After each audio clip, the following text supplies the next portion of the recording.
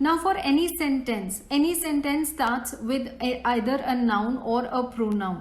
Noun होती है संज्ञा. Now for example, all the children noun है, child noun है. कोई भी सेंटेंस हमेशा नाउन या प्रोनाउन से स्टार्ट होता है. तो नाउन और प्रोनाउन पे हेल्पिंग वर्ब और मेन वर्ब डिपेंड करते हैं कि नाउन और प्रोनाउन सिंगुलर है या प्लूरल है. उस हिसाब से हेल्पिंग वर्ब और मेन वर्ब चेंज होते हैं. Now in this slide we have taken two structures. The first structure is noun and pronoun plus helping verb and only helping verb. And the second structure is noun and pronoun plus main verb and only main verb, not helping verb. So ये जो structures हैं, ये दो structure हम simple present tense में use करते हैं और ये habitual या everyday occurrences के लिए यूज होता है. जैसे कुछ चीज आप हर दिन करते हैं, आप सुबह नाश्ता करते हैं, सुबह ब्रेकफास्ट करते हैं, that is a habitual occurrence. Every day आप ब्रेकफास्ट करते हैं, एक रूटीन इवेंट है. इसके लिए आपको ये दो स्ट्रक्चर्स आप यूज करेंगे अपने सेंटेंसेस में फॉर एवरी डे और routine events. Now let's start looking at the first category. Now noun और प्रोनाउन इज सिंगुलर. कोई एक नाउन या प्रोनाउन है. For example I have given here एक पर्सन का नाम, अ चाइल्ड, ही, शी एटसेट्रा. ये सब सिंगुलर है. ही और शी प्रोनाउंस है, ये नाउन के प्लेस पे यूज होते हैं. सो टीना, अ चाइल्ड, ही और she, these are all singular. So if a sentence starts with Tina, now the helping verb that we use will also be singular. Now he is a good boy. He here is the noun pronoun. Is the helping verb here. A good boy. Tina has a wonderful house. She does her homework on time. अगर हम इन sentences को हिंदी में convert करेंगे तो आप देखिए, he is a good boy. वह एक अच्छा लड़का है को हमने is से डिनोट किया है यहां पर इंग्लिश में. टीना हैज अ वंडरफुल हाउस. टीना का घर बहुत सुंदर है को हमने हैज से डिनोट किया है. She does her homework on time. वो अपना होमवर्क समय पे कर लेती है को हमने डज से डिनोट किया है. So I hope this is clearer now. Now if the noun pronoun is singular, the main verb, if we use the main verb becomes plural. Tina studies for 4 hours every day. टीना 4 घंटे के लिए हर दिन पढ़ती है. Now studies for पढ़ना एक action हो रहा है. Studying is an action. Thus Tina studies. Tina is singular. The main verb that is studies, it becomes plural. She eats rice with curry. वो राइस चावल के साथ करी खाती है. तो खाना इज एक्शन, खाना एक एक्शन हो रहा है. Now she is singular, thus the main verb that is eat becomes plural, eats. Now let's get on to the next category.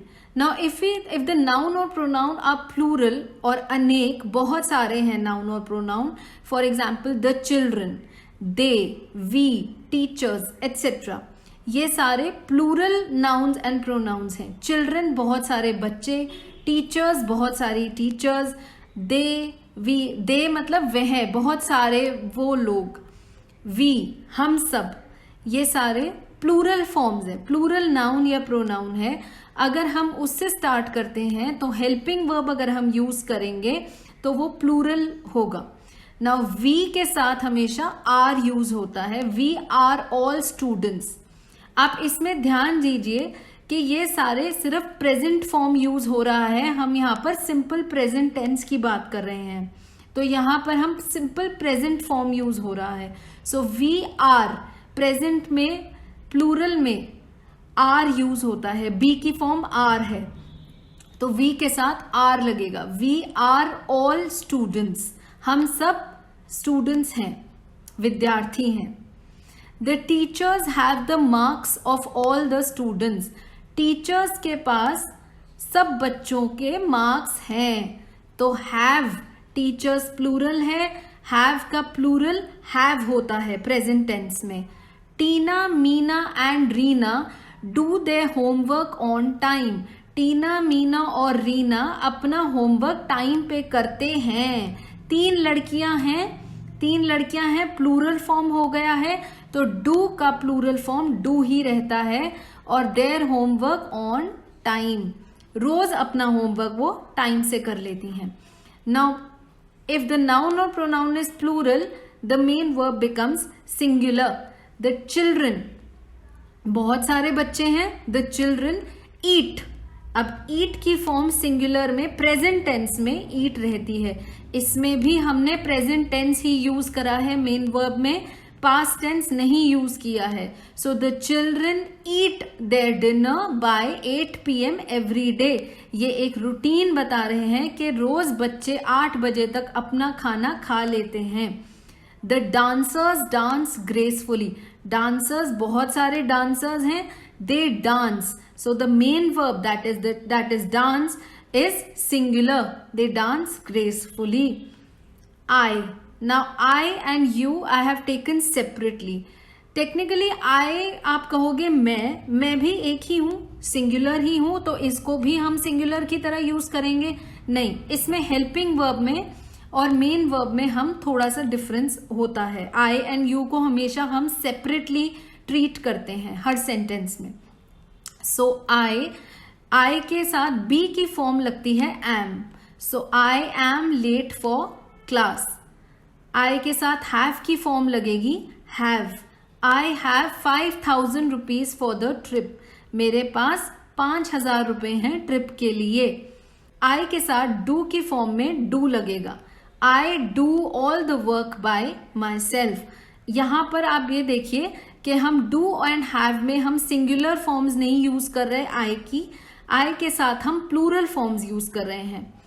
Main verb में देखा जाए आई के साथ हम यूज करते हैं singular main verb.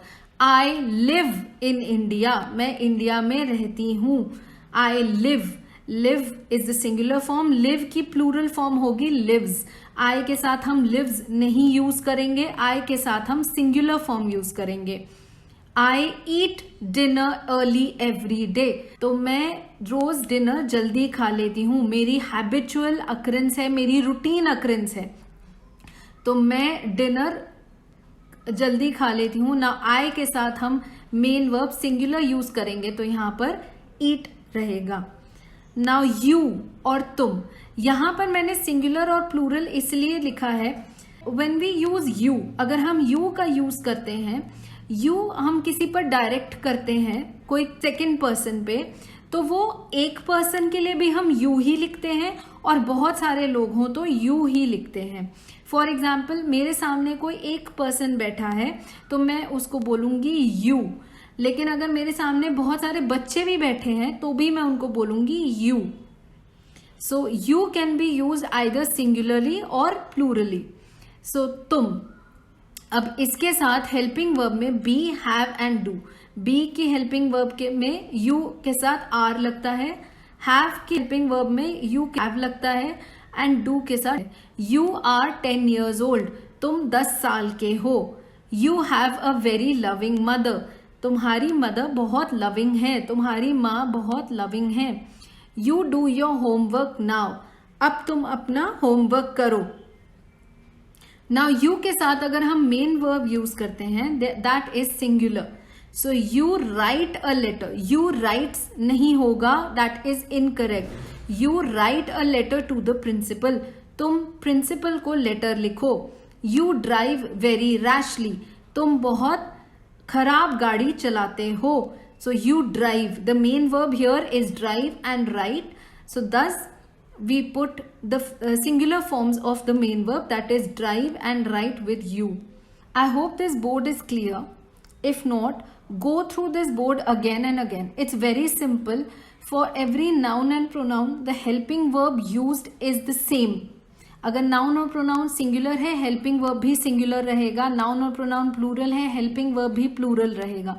Main verb उल्टा हो जाता है. इफ द नाउन और pronoun is singular the main verb becomes plural. If the noun और pronoun is plural the main verb becomes singular. Take some time, go through this board again and again and again, and you will be able to understand it much better in some time. Now let's get on to the next slide.